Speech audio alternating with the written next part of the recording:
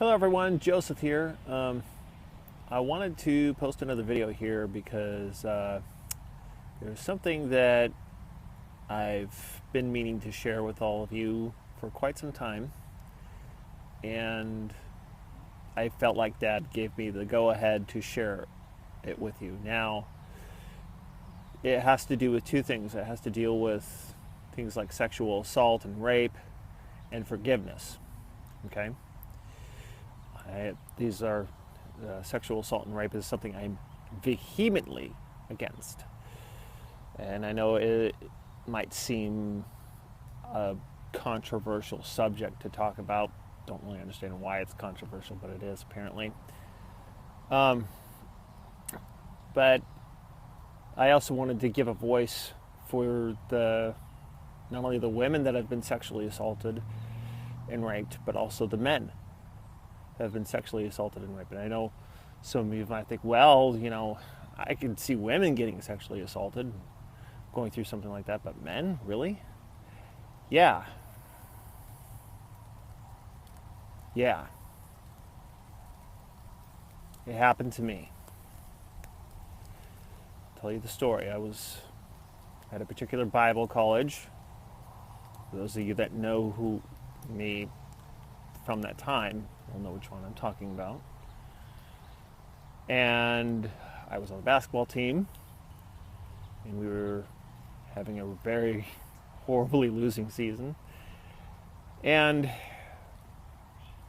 on one of the trips in the middle of nowhere, I think it's somewhere in Kansas, it was very cold, like one of the coldest winters on record, very flat, nothing to really block the wind. We're driving, I think it's like 1 or 2 o'clock in the morning back to the Bible college, and everybody's all wired on caffeine, and everybody decides, we're in like a 15-passenger van, where it's got the rows of seats. Everybody decides to play a game called Nudie Freeze Out, of which I was like, well, I'd never heard of it. What is it? It turns out basically everybody strips down naked, opens up the windows, as it were, and then sits in the cold and see who can last the longest before they get dressed.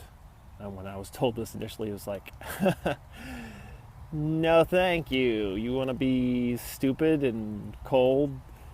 You go right ahead. I'm going to stay nice and warm here. And they kept telling me, come on, man, come on, do it. I'm like, no, I don't want to do it. You can't make me. And all of a sudden it got quiet. So I'm like, okay, they're going to play the game, whatever. Next thing I know, I feel a set of arms wrap around me right here. I'm dragged up over the back of the seats. My clothes are ripped off of me. I am forced to sit in the very back where all of the windows were open, naked, next to my teammates who were Christian. And I don't know how long I sat there, but I remember my eyes were closed, the wind was blowing around me, and I was flexing my muscles, just cold, and I was trying to stay warm. And they were like, why are you flexing your muscles? I'm like, I'm just trying to stay warm. It was met with laughter. I don't know how long we were like that, but eventually the game ended, and I went back up to the front. The lights were turned off. The lights in the back. The lights were turned off. We all put our clothes back on, and I went back up to the front seat feeling utterly violated.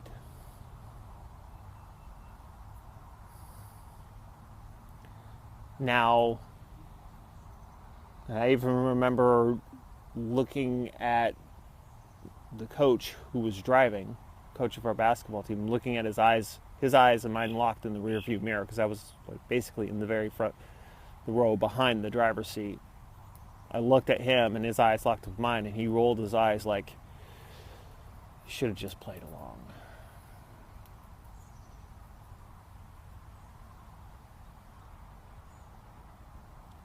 Now, I don't know if that's proper sexual assault.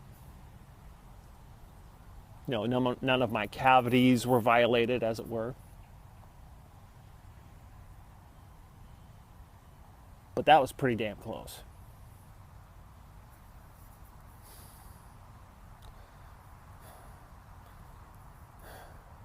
in light of all that,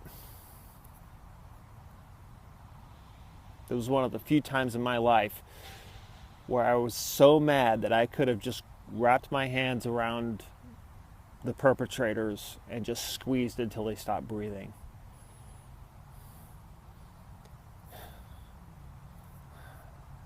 But I didn't. And I didn't report it. Because I didn't know what to do. A man being sexually assaulted, I mean, this was like early 2000s. Practically unheard of. You could see, oh, well, it was just hazing. No. If that's not sexual assault, honestly, I don't know what is. The whole idea of having zero control, where you're forced to do something against your will, yeah, I know what that's like. I do not wish it on anyone.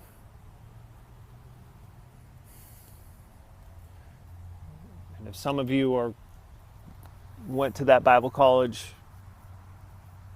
and if you might be thinking, oh, well, you shouldn't be talking about that because it'll make the Bible college look bad and things like that. I'm not out to drag anybody's name in the mud. I'm not. Because I've chosen to forgive. But I'm not going to forget that not because I'm holding on to some grudge, but because it's going to help me, and it has helped me to have compassion upon sexual assault victims. Okay? It can happen to a man. It has happened to me. And if you want to call it something else, fine. I don't know, and I don't really care what other people call it. But for me,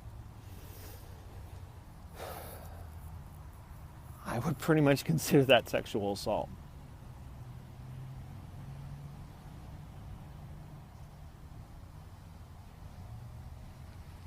Why didn't I report it then? I didn't know what to do.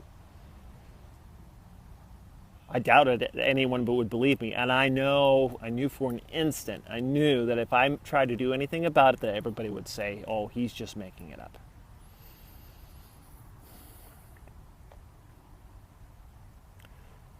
But I still choose to forgive those people, even though that there were Christian men doing it to me at a Bible college. So for those of you that met me during the whole praying medic taping, yeah, there was still a little part of me, a little pit gnawing in my stomach about these are Christian people. And I have to keep my guard up at least somewhat, because if I don't, it could turn on me in an instant. It's one of the reasons why I'm hesitant to go to church. Because like Shakespeare has proven time and time again, there's daggers in men's smiles.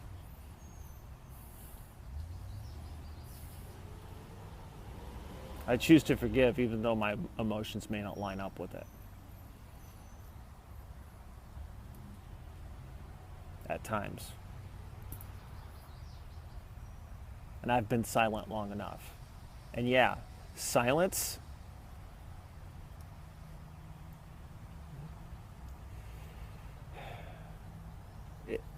I can't remain silent about it, because me remaining silent about it, saying it's okay, and it's not.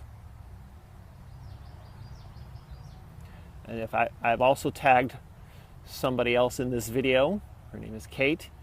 She has gone through her own sexual assault, and she was actually raped, not at the Bible college, but just in her own life.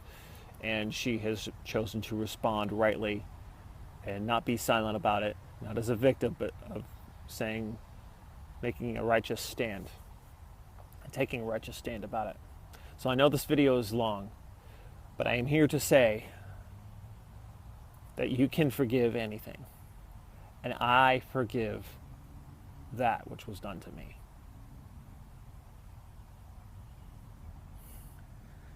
I forgive. I do.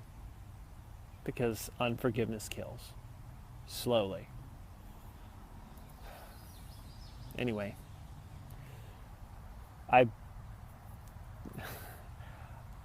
I hope this has blessed you. I'm sorry it's such a grave topic, but I really hope this has blessed you, and I hope it gives you the courage to stand up righteously against any wrongdoing, not just sexual assault. Okay? Be blessed. Thank you very much. I love you guys.